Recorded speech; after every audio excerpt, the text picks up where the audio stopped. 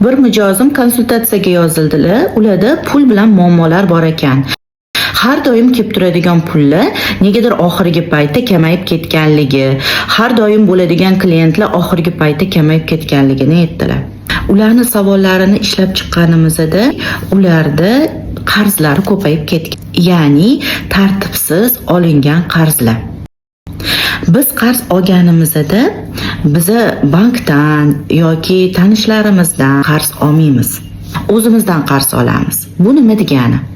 Har doim siz qarz olganingizda siz o'zingizni kelajakdagi topadigan daromadingizdan qarz olgan bo'lasiz. O'shaning uchun ham bugungi kunda sizga keladigan pul kamayib ketadi. Yechimni yozib chiqdik. Ular mendan so'radilar, qaysi bittasini birinchi yopishni boshlayman. Bunaqa paytda agar sizda ham shunaqa holat bo'lgan bo'lsa, birinchi bo'lib foiz tug'adiganidan boshlash kerak. Minnatdorchilik bilan yopish kerak.